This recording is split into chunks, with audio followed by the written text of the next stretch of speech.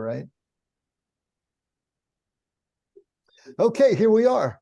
Recording is in progress. And we are going to be starting on page 53 tonight. We're going to start the fifth letter in this edition of Practice of the Presence of God. And before we get started, as always, does anyone have some old business that they want to bring up? Anything from last week, anything you've been processing during the week?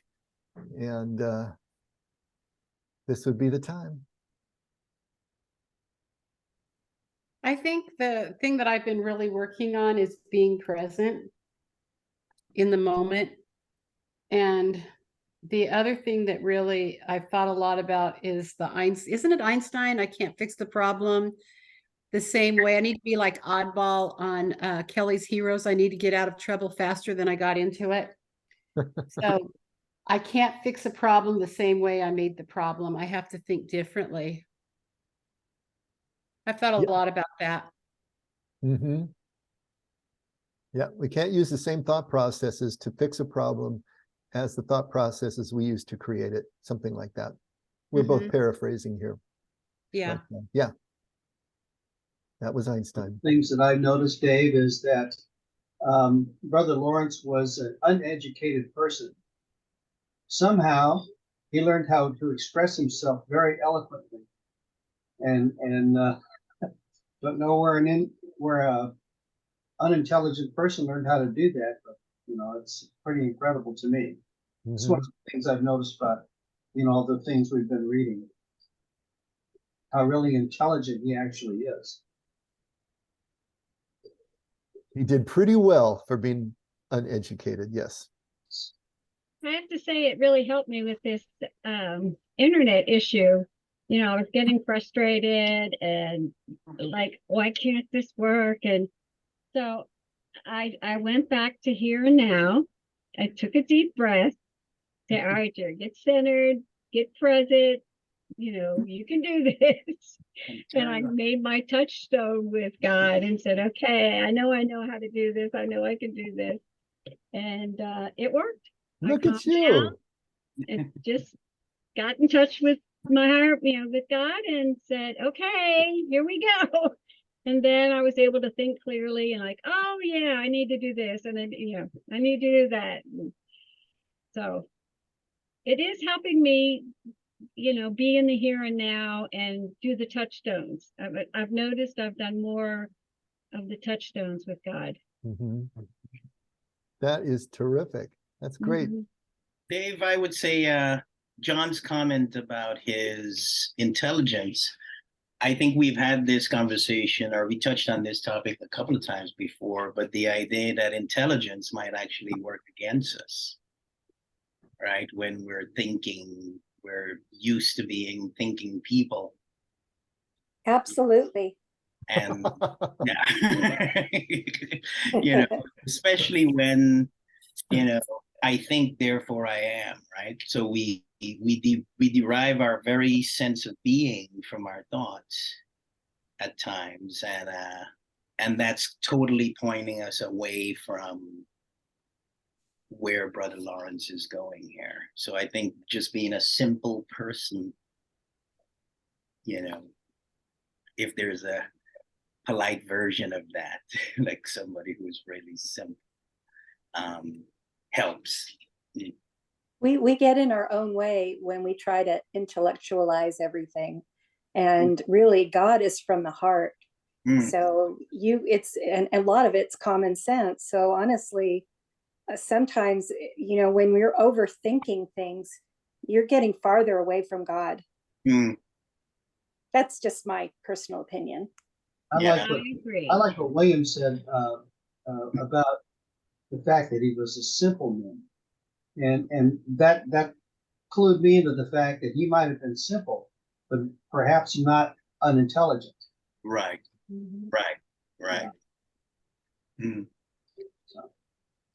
I actually saw a great cartoon today. It was a picture of Descartes, Rene Descartes, but they took that classic picture of him and they made it look like he was having this shocked expression on his face. His eyes were real big.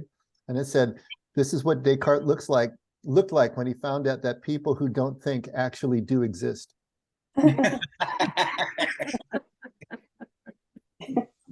I like it. You know, you all are making great points, and I think as Marion and William and John are kind of coming around to say that, you know, the simpler we are, the easier it's going to be for us to be able to move into this space, this kingdom space, this space of presence. If for no other reason than we have less to unlearn, right? Mhm. Yes.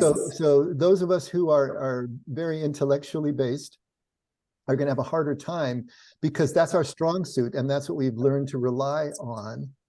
And it's the opposite of the relinquishment that is really required in order to move into the second half of life space, or this contemplative space with God. And so it's really hard. It's the crux of what Jesus meant when he said it's harder for it's easier for a camel to go through the eye of a needle than for a rich person to enter the kingdom. But rich can just be your intellectual base. It is Yeah, so God wants us to be like children. Mm-hmm. Yeah, just to trust and to love and have faith, and yeah, we're without all of the baggage that we've grown up with. So this is who Brother Lawrence was. Simple, uneducated, but after, you know, we see him after about 40 years of the practice of the presence of God in his religious setting. And he's become quite expressive, hasn't he? He's able to really articulate, as well as anybody can, expressing the inexpressible, what it is that he's experiencing, what is going on. Now, the interesting thing about this fifth letter, because the first three were written to the same Reverend Mother, remember? So this was a nun, a woman who was in charge of a convent. And then the fourth letter was to another woman who was a secular woman, at least a lay person. This fifth letter is to a Reverend Father. And this would mean he would be a priest and possibly the abbot or the leader of a monastic community. It's possible. We don't really know. But so he's talking to a priest now. So there's a different tone to this one. You know, he was talking to the Reverend Mother more like a friend. I mean, he was very deferential to her, very respectful. But at the same time, it was obvious that he was working in a capacity to try to assist her, to try to help her. The tone is very different as he's talking to this priest. He's rather than trying to assist the priest, he's putting out a query.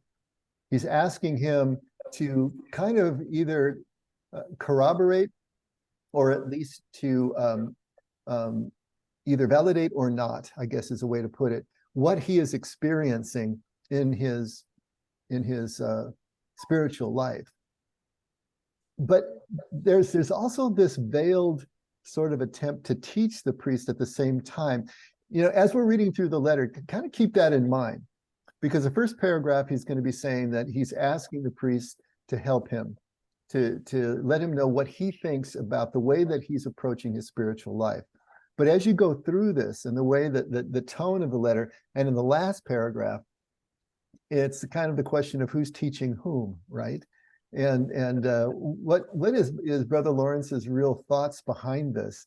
You know, it's almost as if there's a sense that you know, this priest is coming from another position, and this is his way of trying to present to the priest his take on the spiritual life, but without overtly trying to presume to teach him something, you know. But there's that kind of play or tension going on here, at least for me. It'd be interesting to hear what you all think as we work through the letter. But anyway, with all of that, is there anything else that anybody want to talk about, or should we dive in? Okay, here we go. So page 53, the fifth letter to the Reverend Father N. That's just the blank name. My Reverend Father, he writes, although I do not find my manner of life in books, I am not at all disturbed by this. Nevertheless, to reinforce my confidence, I would appreciate knowing your feelings on the state in which I find myself. Now that's really interesting. That first sentence, see what he's saying there? Although I do not find my manner of life in books, I'm not at all disturbed by this. But what is he basically saying? He's saying he's not finding any corroboration in other texts, in the lives of other people who have enough authority to actually write books. He's not finding anyone describing what it is that he's experiencing. Now he says that it doesn't bother him, but at the same time, he's not being validated either. Get that? So he's marching to a different drummer. He's doing his own thing, going his own way in all of this. And he's confident enough to strike out and do this, but he's also wondering at the same time, what's going on? Why am I the only one? Am I the only one who feels this way? Am I the only one who approaches things this way? Understands my relationship with God this way?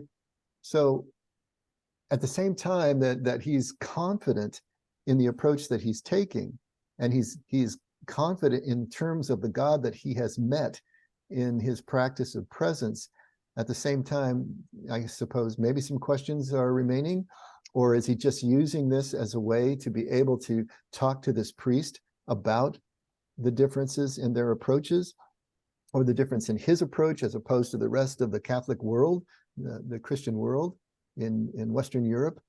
So it's really interesting that he's not finding anybody who is approaching things this way. And so he wants to know if he can just talk to the priest about it, get his take on what he's going to tell him in this letter. When 30 years ago, when I was striking out on my own, there was a lot of the same thing going on.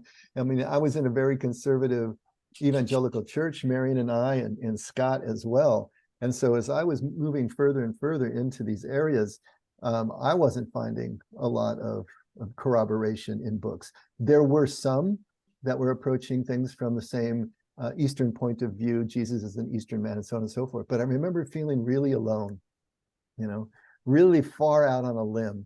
And when I would encounter someone who's coming from the same point of view, man, it was just that desire to just grab onto those coattails and hold on for dear life, because it was kind of lonely feeling. But I think there's some of this going on in him as well. So he would appreciate knowing the priest's feelings on the state in which he finds himself.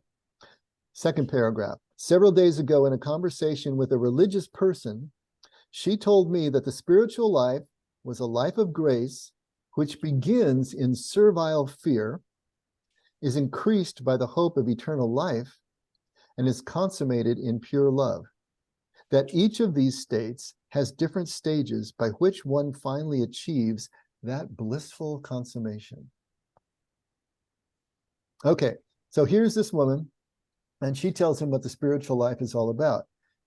And remember, Brother Lawrence has a statement about the spiritual life as well. Remember what that one is?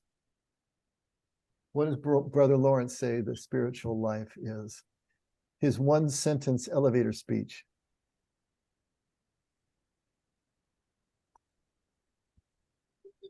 Is it humility or something to do with humility? No. Keeping the no. presence Say at all again, Kat? times. Keeping the presence with God at all times. Yeah, practicing presence. I mean, the exact quote is, practicing presence is the spiritual life.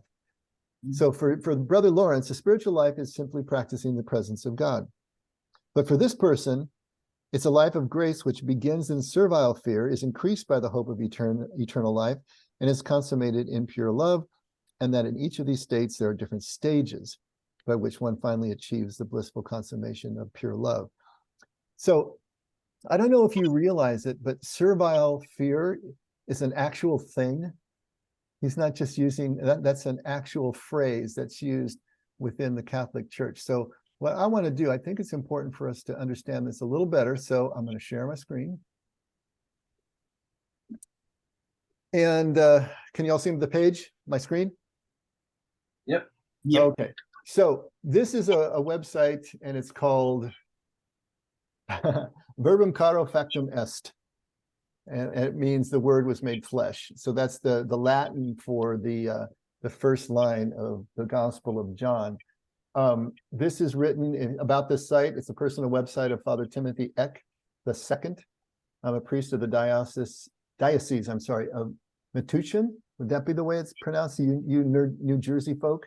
I am the parochial vicar of the parish of St. Bartholomew and also the director of the Office of Divine Worship for the diocese. So this is a Catholic priest who's writing here, okay? So he writes, servile fear. Now, servile has to do with a servant, right? Or a domestic slave. So servile fear or fear of punishment is turning toward God because you are afraid of the punishment for doing something wrong. I know that if I do a wrong thing, I will be punished by God, and I fear that punishment.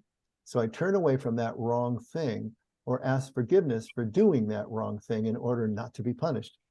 Children provide an example for this. They will happily create a mess as long as they don't get caught, but are afraid of being put into a timeout if caught. When you ask for forgiveness resulting from servile fear, you have what is called imperfect contrition. Imperfect contrition is another way to say that you are sorry, but not in the fullest or best way that you could be sorry. All right, so servile fear is the fear of punishment. And all your motivation in terms of what you're doing is motivated out of that fear of punishment. So now he's going to contrast that with filial fear. Now, filius is the Latin word for son. Filia is the Latin word for daughter. So this would be the fear from a child, either a son or a daughter. The better fear, he says, is filial fear or fear of offending God. In this kind of fear, you fear doing something wrong or ask for forgiveness, not because you will be punished, but instead because you don't want to harm your relationship with God. If I do something wrong, yes, I may be punished, but more importantly, I will harm my relationship with God, and I fear harming that relationship. Once more, we see this with children when they seek forgiveness because they love their parents so much and don't want to hurt that love. This is also the fear behind the phrase, I'm not angry, but I'm disappointed in you. We exist in relation to others, and harming relationships is the greatest harm we can do, especially towards God. When we go to God seeking forgiveness motivated by this desire, we call this perfect contrition. This is the best reason and way to be sorry for our mistakes. When we look at ourselves and why we do things or don't, and why we are sorry for our wrongs, we often find that we are fearful toward God in both ways, servile and filial. As we grow in greater love of God, we will move from fear of punishment and more into filial fear. This is the shift from seeing ourselves as servants of God to beloved sons and daughters of God. Okay, so there's the actual theological definitions of these two ideas, servile fear and filial fear. Now let's go back to what she's saying here, that the spiritual life is a life of grace, which begins in servile fear, is increased by the hope of eternal life, and consummated in pure love. So basically what she's saying is this life of grace starts in a fear of punishment and then moves on to a hope of reward, right? Which you could sort of connect with the idea of filial fear. You don't want to harm the relationship anymore. So you've moved kind of from one fear to another fear, basically. And then you move into a relationship of pure love. But think about that for a second. Does that track for you? She sounds to me like Sister Mary Butch at Our Lady of Most Vicious Blood grade school. Thank you, William. I mean, that sounds to me like one of the nuns in the habit that would walk around with a ruler in her hand, you know, kind of snapping her hand. Okay, anybody want to mess up? We'll give you some servile fear. That was my experience, and it was brief and it was short, and I never went back. It reminds me of a golf teacher. There was a guy named David Letterman years ago who developed what he called the 10-point swing. And he looked at a good golf swing and then he identified these 10 points along the golf swing and said, to have a good golf swing, you have to achieve these 10 points. Versus there was a great teacher in Texas years ago named Harvey Pinnock who said, just swing the club. See ball, hit ball. Man, I bet if you're thinking about all those 10 points along the swing, you're not going to be able to even swing at all. My goodness. Talk about overthinking the way Marion was talking about it. That's That's crazy. so true though, Brady, because I started golfing and it's so easy. I've seen children do it and they have no fear and they don't overthink because with overthinking, it slows down the swing. It's like it's really easy to get really fast momentum. And then as it comes across the body, the caution, get very cautious. And then I can't figure out why I can't hit 200 yards. Just like life. Golf is the perfect metaphor for life, isn't it? It really is. Coming from a religion, running from a religion that was the hamster wheel of performance, that it was never enough and it was totally overthought. And I didn't realize, I've written to Pastor Dave about this, and I think I've talked about it in here. I didn't realize how much I was treating God transactional like Santa Claus. That it was tit for tat, but it comes from that background of to-dos and to make sure I was doing those to-dos, which were impossible to do them perfectly. And then you're on the hamster wheel of, oh, I've got, then I go back to the checklist. So for me, this makes perfect sense to me that, being present and why do I do the things I do? What truly is my motive behind what I'm doing? Mm-hmm. Yeah. But the topic of, I didn't grow up Catholic, so the topic of servile fear to me sounds unhealthy. Yeah, It right just on. comes off negative to me. I mean, that's where you start, really? That's where we start? Why not start with the love or the hope or, why the fear? It's funny with me. I totally agree. Diocese of Denver. Are we muted? No. I got a couple of probably conflicting thoughts on that one. I don't remember if Dave, you spoke about it in here. There's this Sufist poet that walks around with I think she was a Sufist saint. She walked around with a bucket of water and a torch. And what they symbolize is she wanted to use the torch to put flames to heaven, and she wanted to use the water to put out the fires of hell, basically, because she wanted to remove the motivation of being rewarded by heaven and the fear of being punished in hell out of the equation when we're living our spiritual life, basically. Mm-hmm. And I'm kind of, having a reaction to this along those lines. But on the flip side, I'm thinking about this theme that Brother Lawrence keeps coming back to of like really profound humility that starts with this place that feels like that servile fear. I feel like I feel like that belongs in there somewhere if you're going to really be super humble. Oh, okay, wait a minute. Maybe, just so I understand, you're saying if you are super humble, then there needs to be a form of servile fear, a fear of I punishment? don't know if needs to be, but I can see it being in there. Like I don't think it's misplaced in there if it's in there. Okay. Well, I think we've talked about the fear of God. We've talked about that terminology in terms of, the reverence of God and the uniqueness and specialness that he provides. That's a different kind of fear than what this servile fear says to me. So that's more of like a respect for reverence in a sense, but this just sounds like Mm-hmm. fear of punishment. Just, that could breed all kinds of nasty things, I think, in somebody's mind. As a child being raised in the Catholic Church, I will say to you that we were taught this servile fear, and in the catechism, and in mass, and then after we got out of church, a few of us guys would get together, and we would have words to say about all that, and they weren't all kind. So sarcasm was pretty rampant. But I love your point of view, Kathy, about that, because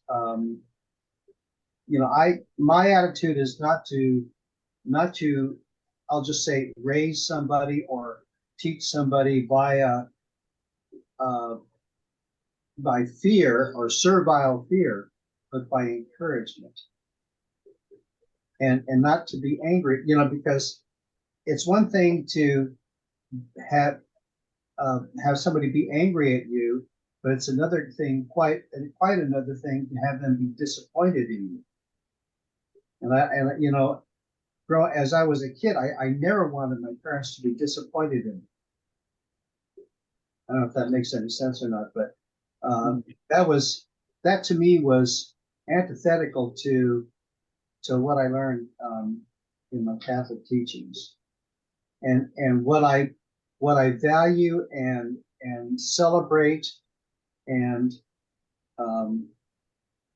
hold very dear to our study here and our studies of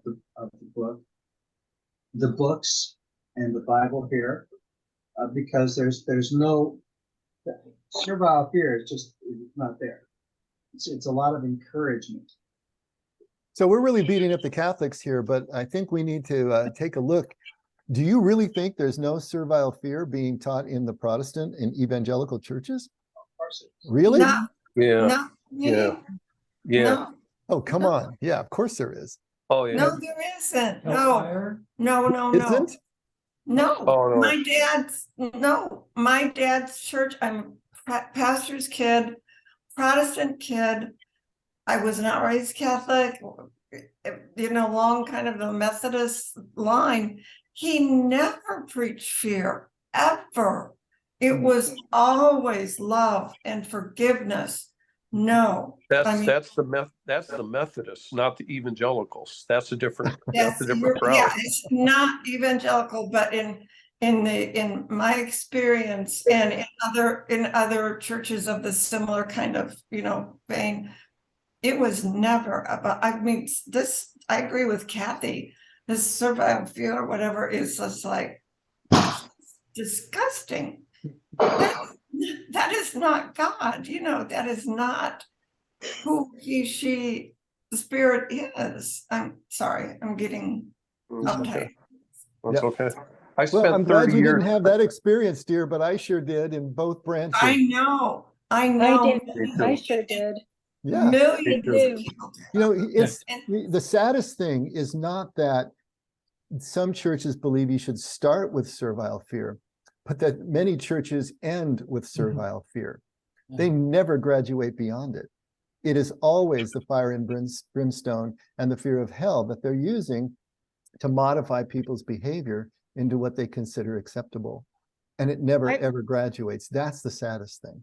I feel like it's a business model actually for money, that people feel guilt and they keep coming and they give money out of this guilt, thinking that, and they have the best intentions. But I tried the evangelical and it was fire and brimstone. And if I didn't do this, then I was doing it wrong. And I thought, I'm so tired of a hamster wheel. I'm tired of it. It's a burnout. And with my children, I have 6 children, and half of them are agnostic or atheists because of the experience. I want to, I want to add too. I grew up Catholic. There is servile fear, but now I'm a more mature person. I find that it's very childish to keep us in line. Okay. Then I was in college and I remember debating this girl. We were 18, 19. So she was also Catholic. Then she became born again, and she was so proud that she converted her parents, her family to be born again. She wants to convert me to be born again. And she says, this is her premise. Ellen, I love you so much. I want you to be born again too, because I don't want you to be in hell. And I remember getting so angry to her that says, my God, if I choose to believe in God, It is not because I fear hell. If I deserve to be in hell, I will be in hell. And if God decides I will be in hell because I deserve it, then I will be there. And I became an agnostic because of that. To me, it was condemnation and for me to believe something because of that, quote, fear. I'm willing to accept the consequence of my actions, and I actually don't fear it. Okay. So when I told this to my Bible study too, I think they saw it as blasphemous. No, okay. The other thing too about the filial fear, the fear of offending God, when I hear that too is, I think God is bigger than that. Me as a parent, I said, okay, I love my daughter, but yes, you disappointed me by doing this.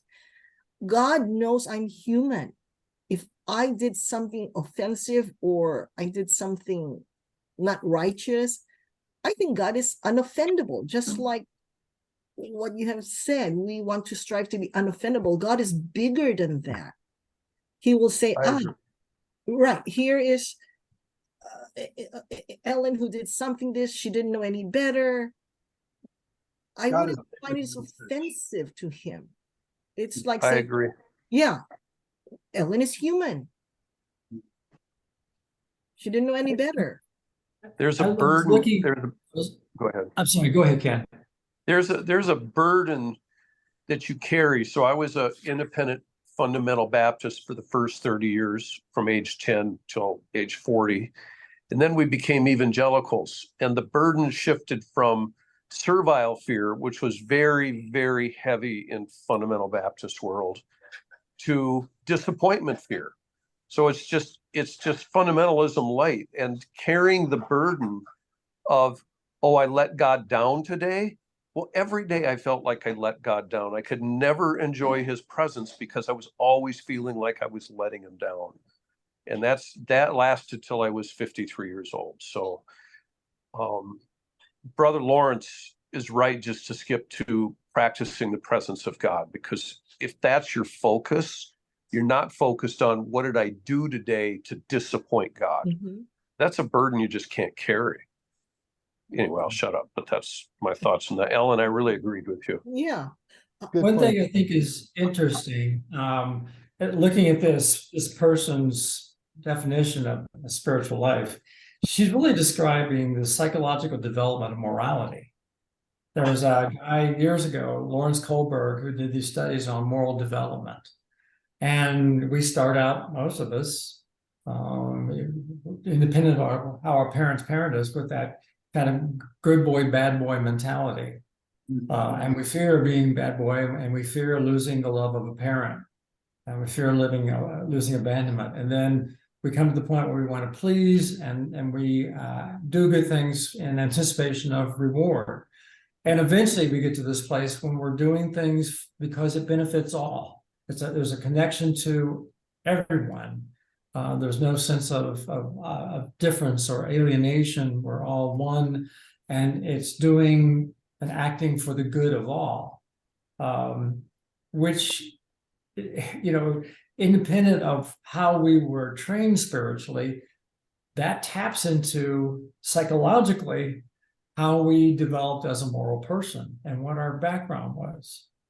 So clearly, I think if an institution taps into our fear of God, they're tapping into the primal fears that individuals have that are there, they're way down deep, and you tap into them, and you can get a lot done, and you can make a lot of money if you tap into the fear of people. I like what Brady's saying there, but I want to come back to what Ken just said, because I'm just playing the devil's advocate here. The way you worded that, Ken, was like this idea of I lived these years feeling like I was not worthy, right? Or am I echoing that properly? And I am just wondering if there's an opportunity there, right? An opportunity of fully appreciating God's grace. It's not something that I've earned. It's something that's given to me, and I am not worthy. I haven't I don't deserve it, but it's given to me anyway. I got free of that 11 years ago, but I'm just saying, until 11 years ago, I felt that God was always pissed off at me. Mm.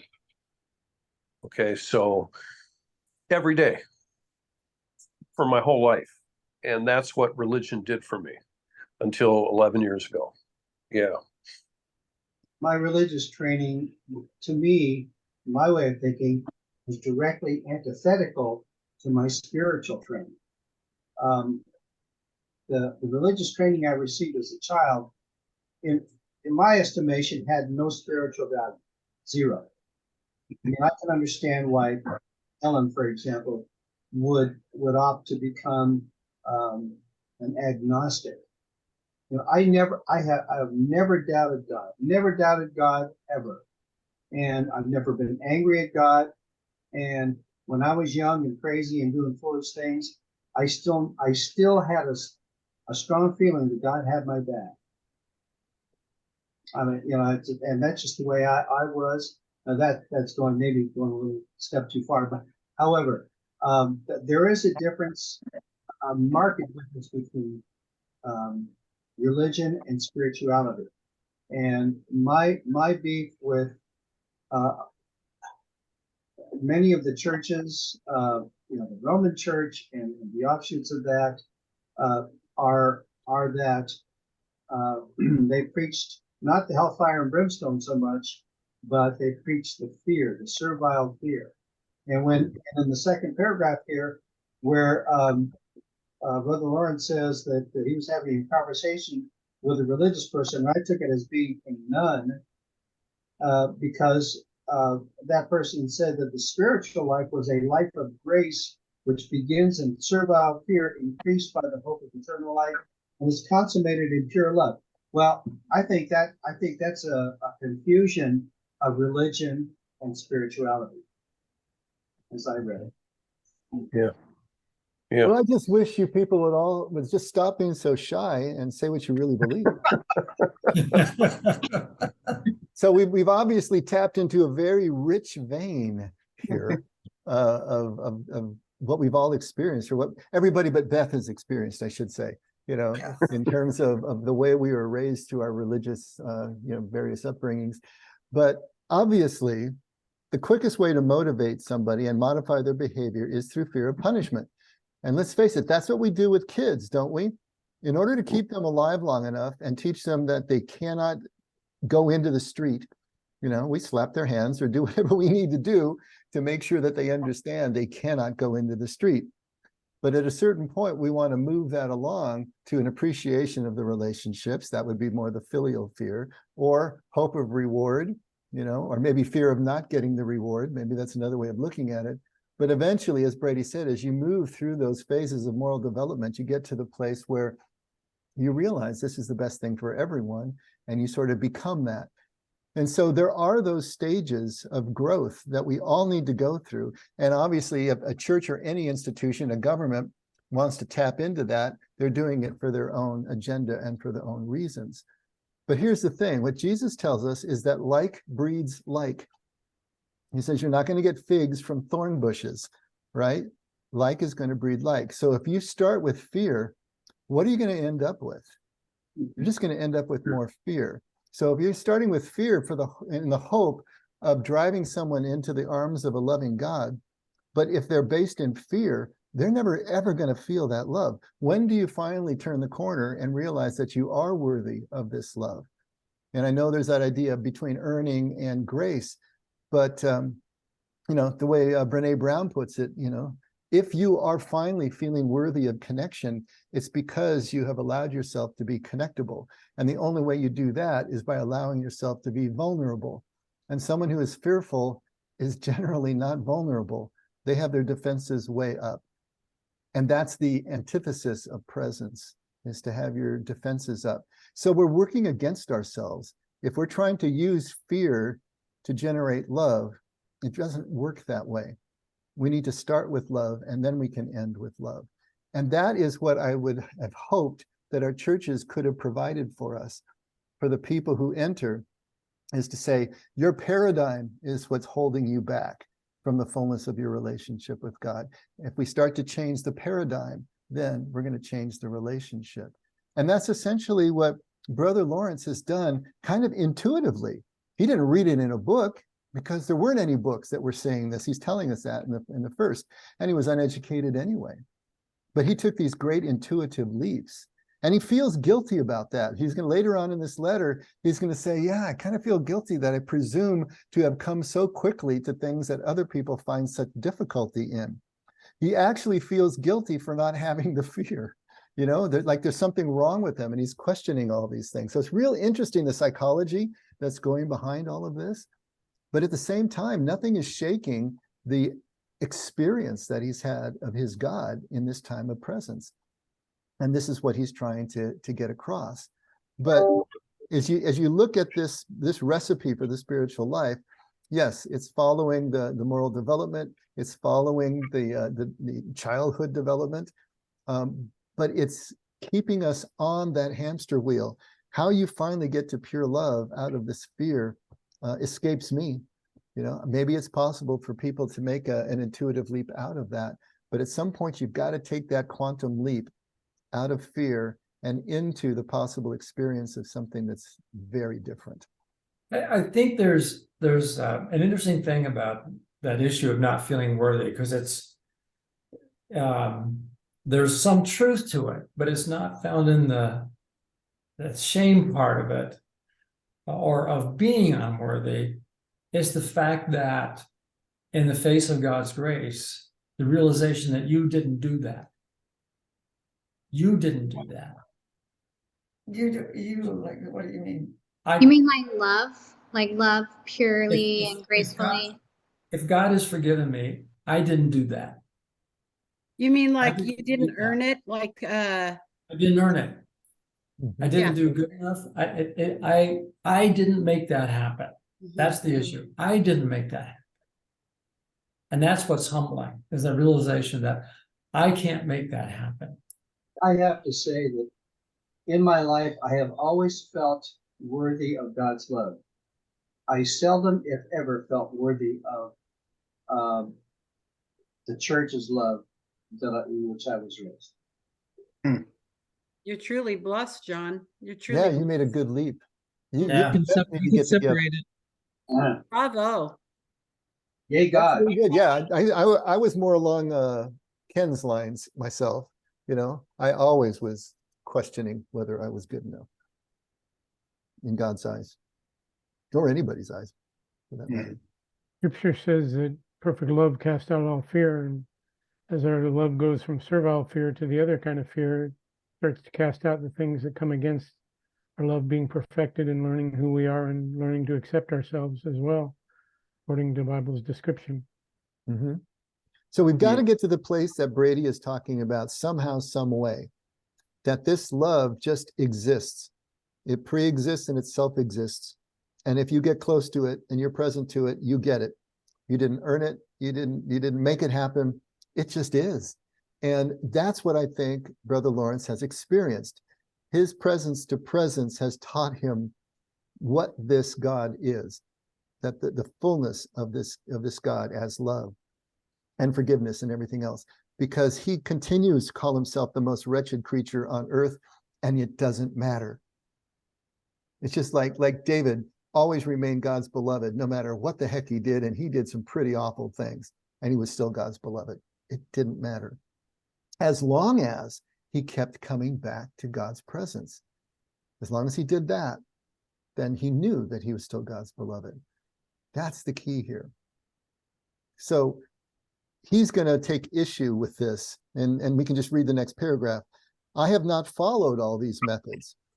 On the contrary, I know not why they, the methods, discouraged me from the beginning, from the first, which was the reason why, on my entrance into religion, I resolved to give myself entirely to God in reparation for my sins, and to renounce everything for his love.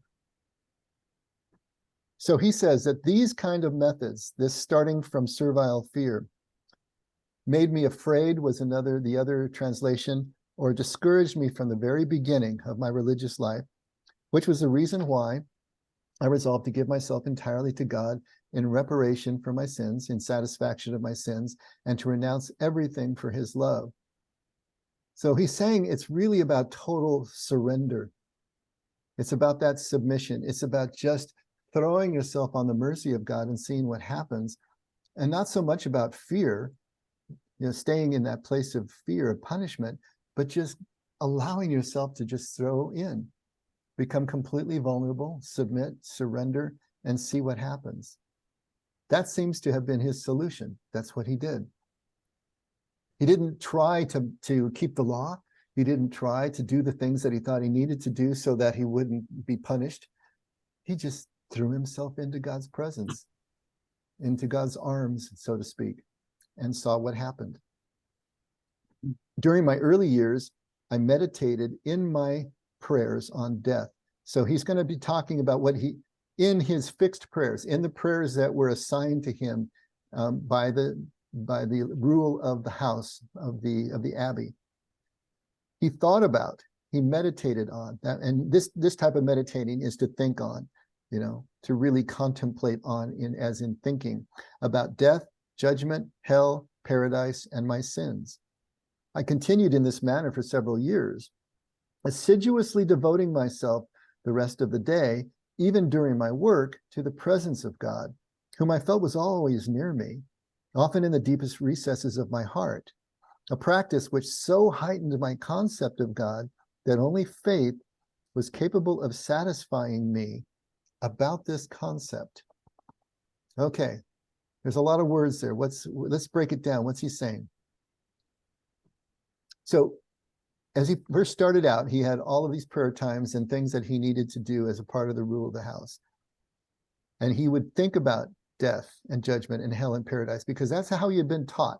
That's what he was supposed to do. He was supposed to be considering how worthy he was of punishment and what he needed to do in order to avoid that punishment. So he's thinking about these things during his prayer times, when he has to, when he's supposed to. But then the rest of the day, when he's free just to do his work and to live his life, he's devoting himself, even during the work time, to the presence of God. And he always has this sense that God is near him, always in the deepest part of his being. And that connection point, that presence to him, so heightened his concept of God, this understanding of God's nature, that only faith was capable of satisfying me about this concept. What does he mean by that? I think he means that since there was no theology, there were no books backing up this concept of God that he was experiencing, there was nothing describing the way that he was experiencing this God, that there is no punishment in God, essentially. Only this love, that was only his faith, his decision to continue to believe, to become convinced of God as love and no punishment. That's the only thing that was sustaining him, because he had no other means of support, in his tradition, in his culture. Is that making sense to y'all? I think that's what he's saying. I mean, yeah, I'm interpreting here, but that's what makes sense to me.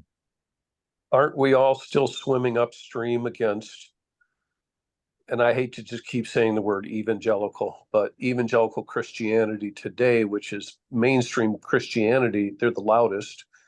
Aren't we swimming upstream like Brother Lawrence, where the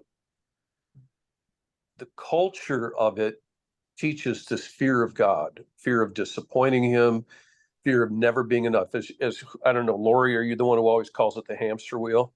Yes. Yeah, the hamster wheel.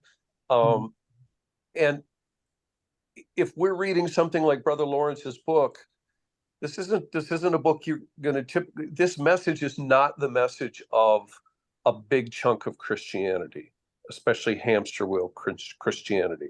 So I'm almost feeling like Brother Lawrence that, wow, there's not a lot of path for me, you know what I mean, others to follow, because they're living a hamster wheel Christianity. I'm just going to keep using your word, Lori, but they, I don't know. He's kind of saying Yeah, there's no books on this. It's just what I found out by faith, and faith is the only thing that can give me peace that this is the right way. And this is where this is what he has found. Yeah. Which is good. But it's lonely. And you know what it is? It keeps me focused on me, because it keeps me focused on what's in it for me. Mm-hmm. Oh, you're talking about the fear?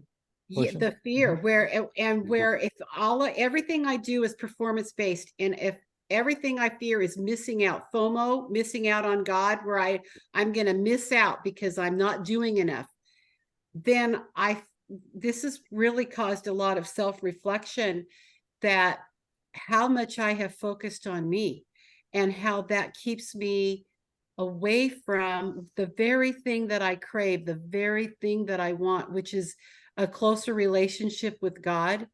That because I'm so focused on my checklist, my motivations were off, even though, they were well-intentioned. And I'm just so grateful, because now, this is hard work for me, because every single time I think I have walked away from that stupid way of thinking, then I find that it's like, I just went back to that again. Mm-hmm. But it's a whole total different flip of saying, okay, because this surrender thing, it's like, how the heck do I do that? That's a good question. Recipe? I want to turn that into a checklist. I mean, well, I do. It'd be so much easier. Yeah. Well, Give me a I'm list. fine. Well, go ahead, Lori. No, that's all right. I want to hear you, Ellen. Okay. I find the contradiction bubbling up now. To me, God is all loving, all forgiving. Why is there even a sense of punishment? Why is it even there? It's not a contract that says, if I do this, but he's all forgiving. I make mistakes. Mm-hmm. I don't expect to be punished for that. But I think it's kind of like if we think of like a instant karma kind of deal, right? Like when I have a negative thought about someone, when I have an attack thought, right? When I have a thought that I'm somehow better than some other person, et cetera, I experience an emotional response that's akin to a punishment, that's akin to me leaving God's grace, or it's me not recognizing that I'm having a divine interaction with one of God's other children. Instead, I am seeing myself as better than, or more worthy than, or something along those lines. And I think the punishment piece is a function of losing sight of God, right? We might not want to call it punishment because it feels like I'm being whipped, but there's a consequence of running up against that rail. I agree. But see, that's what I was going to say. Instead of punishment, I have actually said to myself, it's a consequence. If I was unkind to this person, or I was mean, or I felt arrogant, the consequence is I will have a very ordinary relationship, but it's a consequence of my actions, but it's not God punishing me. Yes. Right. I will see that as, okay, this is a learning situation. Right. I don't know. I don't see this. I don't know. I have a hard time with saying a forgiving God will punish somebody. No, I think Brother Lawrence would agree with you. I like probably the easiest answer to your question is simply that we remake God in our own image. And since in this life, everything is cause and effect, in this life, there is and needs to be punishment at the group level, at the societal level, at the macro level, for the wrongs that we commit. We just impute that to God. It's the easiest thing to do. And of course, our religious institutions use that because it's the easiest and fastest way to motivate people and to modify their behavior and control them. And so it becomes something that we put on God. But the genius of Jesus, the genius of Brother Lawrence, is to break through that, to have experienced God as God really is, and then try to communicate that back to us. But the problem is that it can't be transferred. Nobody can just tell you this stuff, and you're going to be able to assimilate it in such a way that it's really going to fundamentally change your life until you actually experience it yourself and experience the fact that God is love and forgiveness, and there is no punishment in God. That's a whole different ball of wax. And that's why Jesus is calling us to follow his way of living life that will bring us into this existential contact with the Father. And Brother Lawrence is saying exactly the same thing. He says, you can't understand this until you practice it. He said that in the previous letter. And that's the truth. We have to practice it. And we have to practice it over time before we actually start to trust it. But left to our own devices, yeah, we're going to have servile fear. That's what we do as human beings. That's what we do as children. And so this is what we're trying to overcome through the practice of the presence of God. This is what the spiritual life is all about. It is experiencing this otherness of God. You know, God operates in a completely different way than we do as humans, and the way that the physical world works as well. That's what I was trying to get across in the fifth way. You got the four ways that operate across the face of the physical world, but you got this way that comes from a completely different angle. That's the one that Jesus is trying to teach us, where everything is upside down, inside out, and back to front, you know, from our point of view. So this is what we're trying to experience. But if we keep imposing the same paradigm of the spiritual life, from servile fear to filial fear to hope of reward, and then think somehow that's going to get us to pure love, then we kind of stay on that hamster wheel. And that's what we're trying to break free of. And Brother Lawrence, in the rest of this letter, is going to be doing just that. You know, the editor of the other edition of this said the last letter, the fourth letter, was one of his best. But I think this one is much deeper and richer and more important in many ways, because it's trying to chip away at that basic antithesis that's going to keep us from being able to be vulnerable. How do you surrender? Man, at a certain point, you jump off the precipice. There is no other way of doing it. You just got to risk it. You just got to risk becoming that open and vulnerable and see what happens. And if the person that you're opening up to, in this case, God, is trustworthy, then you won't get your head or heart handed to you, you know, and that's what you're risking. But that's it. That's what we got to do. And we're already at time. Can you believe it? This is like the old days where you go about 2 sentences in and then your time's up. But this is good. This is really a good conversation, and I think an important one. And I hope that it's continuing to help us, help you all, help each one of us to break down some of the old thinking. Like Lori said, that is the experience of every one of us. It certainly was my experience. You know, I thought that I was making some headway into these new areas that Jesus was leading me. And then darn if those old thoughts didn't just come right up and take over again. And it was frustrating, that backward and forward, that kind of dance that I seem to be doing. But that's the experience of it. And don't expect that it won't be anything but that, because that's the way this stuff comes off little by little. But if you just keep showing up, you'll get there. Dave, right in the middle when you're trying to learn the things, what are we supposed to look for? All we need to do is one thing, Linda. Just keep coming back to presence. Keep coming back to connection. If you just do that one thing, it's going to take you in the direction you want to go.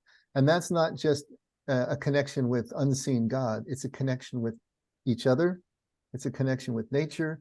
It's a connection with your pets, you know, your dogs and your cats and your ponies, anything, but to stay connected and keep coming back to connection and to push through the resistance that would keep you isolated. That's the one thing. If we just keep doing that, we're going to make headway.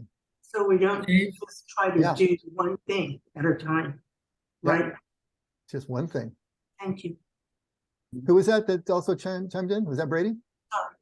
Oh yeah, okay. Sorry, but it's just one thing. I'm just want to say this so bad because this was a big part of the death experience, and that was the realization that in the presence of God's love, there's nothing that you can do to make yourself worthy because you are worthy.